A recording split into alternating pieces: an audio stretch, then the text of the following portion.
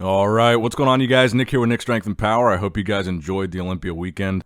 Lots of excitement, lots of surprises, and lots of interesting stories to cover today. So the first day after the Olympia weekend, we've got a lot of bodybuilders reacting to their Olympia placings this weekend. First, we'll talk about Big Ramy. He was the first to really post his reaction. He posted a 7-minute video. I'm going to show you guys the English portion of that clip. The first half or 3/4 of it or so was in Arabic, and then the end was in English. Essentially, what Ramy says in this clip is that he will be back. He'll be better than ever. He apologizes to his fans, but he says he's grateful for the judges, he's grateful for all the other competitors, and he's happy for Hadi Choopan. He congratulates him on his victory. He also said, and I thought this was interesting, that he doesn't promise to win. He just promises he'll be back and he'll be better, and he doesn't want to promise to win the title back because he doesn't want to disrespect the other competitors, which I think is a very humble way of saying that. Now, what he doesn't address here is anything about this injury that he supposedly has, according to his friend, anything about the lumps on his quads or his glutes, which really seemed to be a big topic of conversation, anything about his lower back, which was another big topic of conversation. Nothing directly about the reasons why he feels he lost, which is what I'm interested in seeing, and I'm sure maybe we'll hear from Dennis James or Chad Nichols on maybe some further insight into that prep or what happened maybe in the final weeks. But here's what Big Ramy had to say in English. I will speak right now in English. I have to say that because I have to respect the other supporters around the world and my fans around the world. From the beginning, I have to say congratulations to Hadi. He deserves it. He is the Mr. Olympia right now, and he tried many years to be in this place, and I respect that. And also, I'm really thankful for all the competitors. He's fighting for one reason, to be a good face for the bodybuilding. Second one, and I need to thank for all the judges and all the people support my game, because it's my game. I love this game. I love this game from the beginning. I also always I try to bring all my best because it's my hobbies in this game, and I love this. Everyone, he loved my game, and I need to also say I'm broken many times in my life. It's not the first time, but always I back stronger than ever. And I have many years. 2018, I lost from number 2 to number 6. And I beg to take my title again. And I promise you guys, I will do my best to back again, stronger than ever. I don't promise to win or to lose, because I respect the other people, but I will say, I will do my best, like what I did in all my life, to be number one and to be number one again. I need to say, hold the competitor, for the whole the competitor in the Middle East. We can be back, and I'm really appreciative for all the people who support us around the world. And I promise you guys, I will do my best to be back again, stronger than ever, with all your supports. Thank you everyone, and thank you for all the people around me. Thank you for all the people around me support me. My company redirects my team for Smartdex, Sco Squad, my team, the great team, Sco Squad, and IFP Pro League, he supports us, and everyone he support me. Thank you all, and I really appreciate to listen to me in this video. And I will save it for next year when I back here again, and I will be back stronger than ever.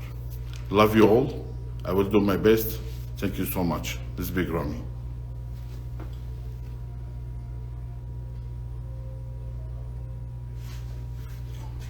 Now, next up in the news, Blessing Awodibu reacts to his Olympia placing. Now, I think this is significant because we covered this at the press conference. We covered it leading into the show. Blessing was one of the guys that had one of the loudest voices as far as talking about how well he's going to do, talking about other competitors, being very competitive and loud. And at the press conference, there was a heavy emphasis on Blessing making the press conference more exciting. They allowed Blessing to talk, I think, more than any other single bodybuilder. He had the mic, and he had a lot to say at the press conference. He was a very vocal center point of the Olympia week, of the Olympia buildup, and of the Olympia weekend up until the actual competition. As you guys probably know by now, Blessing ended up, I believe it was the second to last call out, and he ended up placing a tie for 16th place, which is essentially, well, it is last place. So Blessing's reaction to this placing was this. In this Instagram post he posted just hours ago, he says, "I'm not going to lie. This one hurts, and I did cry already, knowing that I could be so much better, and that wasn't the boogeyman that everybody knows. I've been here before. I've always come back harder. I know I talk a lot of shit. Some love me for it and some hate me for it. I'm not just a bodybuilder. I'm an entertainer, and I love to entertain bodybuilding fans, and I welcome all the hate and love that comes with it. Back to work, #underdog mentality."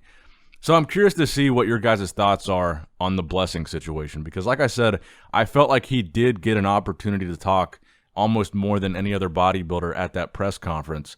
And he wound up being not a factor against any of the guys that he was the harshest towards, especially Nick Walker. And I could tell that maybe this time around Nick Walker didn't really appreciate the back and forth that they were having, because Blessing was going pretty hard on Nick this time, and Nick wasn't really saying much of anything back. So my question to you guys is this: do you guys think there is an entertainment value in what Blessing is doing? Do you like what he's doing, or do you not like what he's doing? Maybe we would like it more if he walked the walk and backed up what he's saying. It would have been entertaining probably if he had talked like that and then wound up in top 3. But he didn't. So let me know what you guys think in the comment section below about that one. Now, next up in the news, we've got Michael Krizo reacting to his Olympia placing. Now, Michael Krizo did wind up in 12th place, which I don't think is bad for him, honestly. I think that is a solid placing. I think the main things that he struggled with at the Olympia were conditioning, and I think we really did see some more of that shakiness in his posing. It wasn't as bad as Prague, I'll give him that. He wasn't like sweating profusely, his tan wasn't running, so it seems like he fixed those elements. But I did notice in a lot of the poses that he had to hold longer, he was still pretty shaky in those poses, and I think he could have still practiced holding those poses a little bit longer than he did. And that's something I noticed like with Chris Bumstead in Classic Physique. Chris did a really good job of holding the poses for a very long time and not shaking one bit. You could tell that's how polished Chris Bumstead is. That's one of the reasons why he keeps winning, is he knows how to pose and he knows how to hold the poses. And I think it can really hold somebody back if they pose too quickly and don't hold the poses and they struggle in the poses. And I think that's one of the things that Michael Krizo still struggled with, and one of the reasons why he placed outside of the top 10. So he said, 12th place in my Olympia debut. Thanks to all my sponsors. I'm very happy. Next year, I will bring a new Krizo and a better placing. Thank you for all the support of me.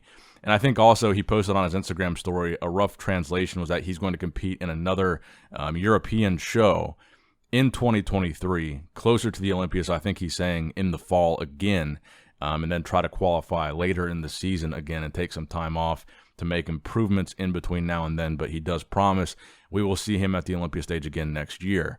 Now, I did hear some rumors that they may be tweaking the qualification process in the future. I don't know if that's going to apply to 2023, but I heard there may be some consideration of making it not so easy to qualify for the Olympia, something along the lines of the Tier 1 shows. If you win those shows, you go to the Olympia, but maybe Tier 2 or Tier 3 shows, you just earn points, and you don't automatically qualify for the Olympia just by winning any show, is kind of a rumor that I've heard, but I'm not sure if that's going to be a 2023 thing or further down the line. Let me know what you guys think about that in the comment section below. Do you think it's currently too easy to qualify for the Olympia? Now, next up in the news, Kamal Gargni posted just less than an hour ago.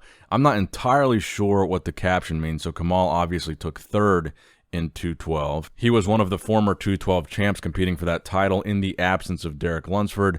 And he posted a side-by-side picture of him and Shaun, where he does clearly look sharper than Shaun Clarita, who ended up winning the title again. And his caption says, "The picture from me and the comments from you." And he posts like this, I don't know how you would describe that emoji, like a suspicious questioning face, but he says, but the good thing is, alhamdulillah, I am in the gym this morning and I'm doing what I love. I always do, and no one can take it away from me.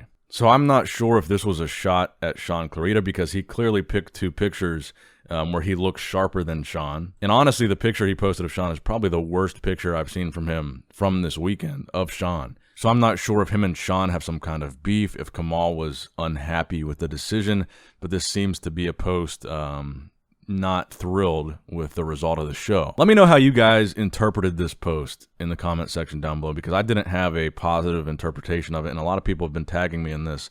I did think Kamal looked pretty good, actually. His shoulders looked a little bit odd, but his conditioning to me looked pretty par for the course for Kamal. Now, we also did get a victory post from Hadi Choopan in English. In the English version, the first thing he said was, in the name of God, today I want to thank my coach and my teacher for the help that he and his family gave me during this time.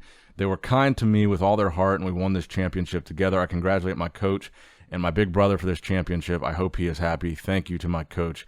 And he tags Hani Rambod. So I thought that was a pretty good endorsement from Hadi Choopan to Hani. And like I said, Hani basically dominated this weekend in terms of the guys that he was coaching.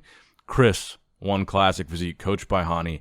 Open Bodybuilding, he coached those two guys, Hadi and Derek, and they were the top two. So phenomenal showing from Hani Rambod's athletes this weekend. And I think a phenomenal demonstration of his coaching ability yet again. And finally, there's one Classic Physique guy's reaction I wanted to add to this mix, Ruff Diesel, because I think this was the biggest shock of a placing in Classic Physique, placing outside of the top 5 at this year's Olympia. And I think the main reason for that was the conditioning. I think he was pretty off in terms of conditioning. I'm not sure why. Again, we know he did struggle with weigh-ins. He was off by a pound. He was over his weight cap by a pound. Had to make weight last minute within an hour by trying to run up and down the escalators in like a hoodie and a coat, trying to sweat out that extra pound. And he says, after coming off my best placing of 6th back in 2017, in 2018, I dropped back down 3 places to 9th.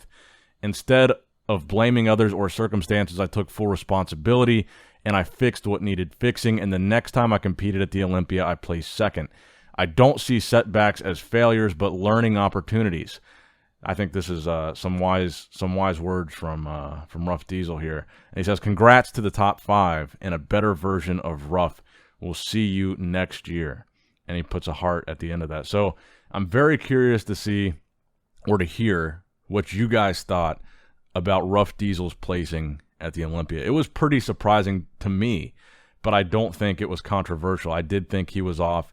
I was surprised that he wasn't ever next to Chris Bumstead in the callouts, but the more that I saw of him, the more I realized he was pretty off, and the guys that they had ahead of him were just way more conditioned. And I think that was the bottom line for the explanation of him placing where he placed.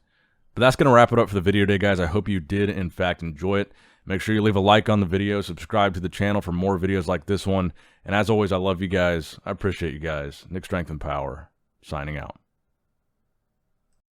All right, guys, don't forget to click that like button and subscribe to this channel if you enjoy the content. Also, check out my Instagram at Nick Strength Power. My Facebook page, which is simply Nick Strength and Power. My secondary YouTube channel, Nick Strength and Vlogs, for vlogs and bonus content that you will not see on this channel. And consider subscribing to my third YouTube channel, Nick Strength and Pokemon, which is all things Pokemon and trading card games, completely unrelated to this channel. So if you're into that, give that one a look. And all links to merchandise and social media will be in the description box below. If you guys want a Nick Strength and Power t-shirt, that will be in the Shopify link below. Have a great day.